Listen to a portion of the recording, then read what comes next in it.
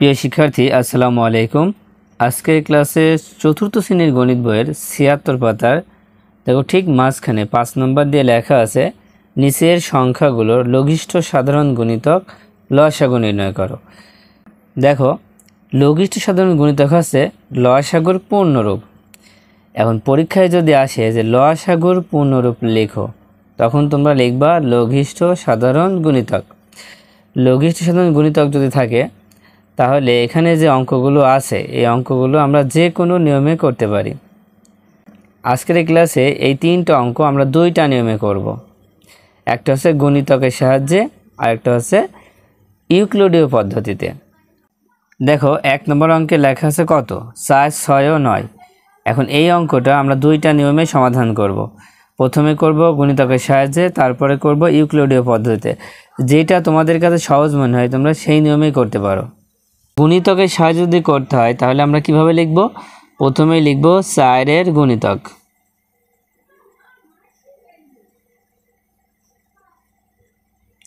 চারের গুণিতক মানে কি? 4 এখানে নামতা পড়তে হবে। 4 এখানে নামতা পড়ো তো 4 অক্ষে 4, 4 দুখানি 8, 3 4 12, 4 4 16, 4 5 20, 4 6 24, 4 7 28, 4 8 32, 4 9 36, 4 10 40।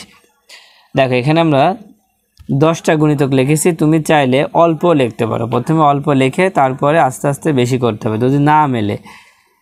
তারপরে আছে কত 6 এর গুণিতক। দেখো 6 এর গুণিতক।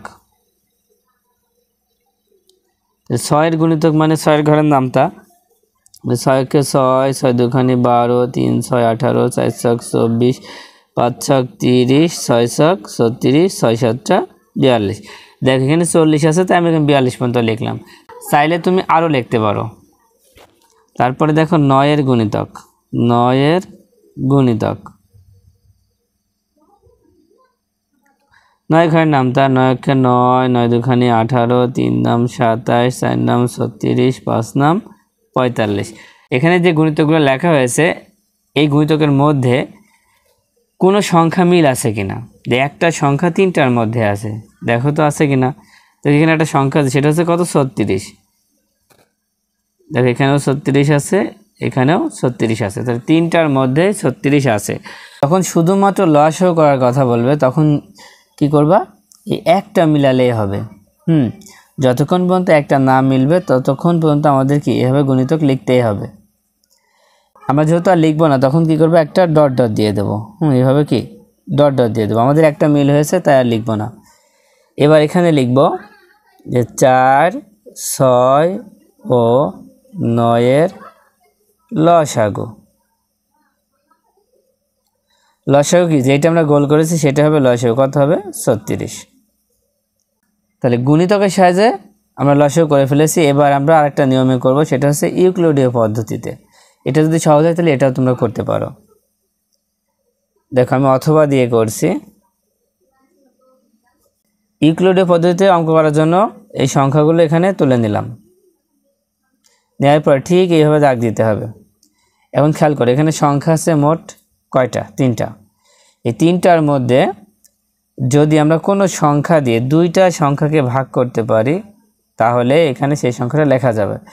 এখন দেখো এখানে 2টা জোড় সংখ্যা আছে। 2টা জোড় সংখ্যা থাকা মানে কি 2 দিয়ে ভাগ করা যায়। 2 দিয়ে ভাগ করো। দেখো 2 দিয়ে 4কে ভাগ করলে 2 দুখানি 4, 2 দিয়ে 6কে ভাগ করলে 3 দুখানি 6, 2 দিয়ে 9কে ভাগ করা যায় না, তাই 9 নেমে গেল। এখন দেখো তো 2 দিয়ে কি আর ভাগ করা যাচ্ছে? 2 দিয়ে শুধু 2কেই ভাগ করা যাচ্ছে, আর কোনো সংখ্যাকে যাচ্ছে না। কমপক্ষে 2টা সংখ্যাকে ভাগ করা লাগবে। 2 দিয়ে যদি না হয় তাহলে 3 দিয়ে দেখো। 3 দিয়ে 2কে ভাগ করা যায় না, তাই 2 নেমে গেল। 3 দিয়ে 3কে ভাগ করো, 3 অক্ষে 3, 3 দিয়ে 9কে ভাগ করো, 3 তিরিখে 9। এখন দেখো 2, 1, 3কে আর কোনো সংখ্যা দিয়েই কিন্তু ভাগ করা যাচ্ছে না। এবার লিখব অতএব 4, 6 ও 9 এর লসাগু। গুণ করতে হবে। প্রথমে এই 2 দাও, 2 গুণ এই 3, 3 গুণ 2 গুণ 3। এবার গুণ করে ফেলো। দেখো 3 দুখানি 6, 6 দুখানি 12 আর 3 12 কত? 36। তাহলে কত হলো? দেখো 36। তাহলে আগেরটারও 36 উত্তর হয়েছে, এটারও 36 উত্তর হয়েছে। তার মানে দুইটা নিয়মের যে কোনো একটা নিয়মে করলেই কিন্তু হয়ে যাবে। এবার 2 নম্বরটা দেখো, 2 নম্বর আছে 4, 8 ও 12। তাহলে প্রথমে আমরা 4-এর গুণিতক বের করে নিই। তাই লিখব 4-এর গুণিতক,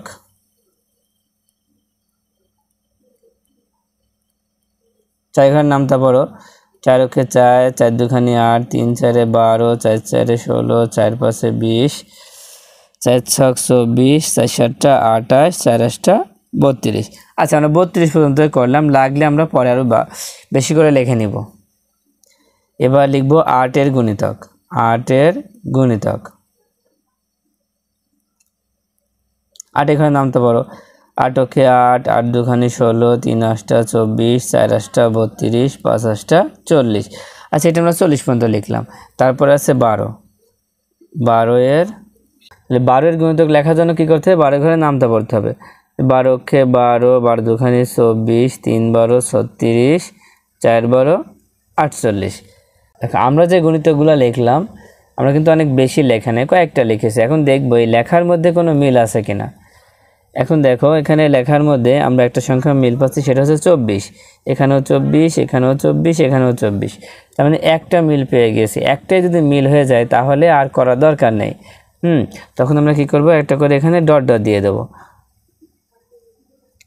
এবার লিখব 4, 8 ও 12-এর লসাগু কত হবে? যেটা আমরা গোল করেছি সেটা। কত গোল করেছি? 24। তাহলে 24 হবে লসাগু। এই অঙ্কটা এখন ইউক্লিডীয় পদ্ধতিতে সমাধান করব।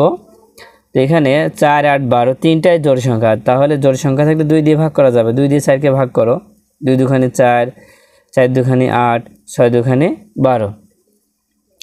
এখন আবার দেখো 2 দিয়ে ভাগ করা যাচ্ছে। 2 দিয়ে 2-কে ভাগ করলে 2 অক্ষে 2, 2 দিয়ে 4-কে ভাগ করলে 2 দুখানি 4, 2 দিয়ে 6-কে ভাগ করলে 3 দুখানি 6।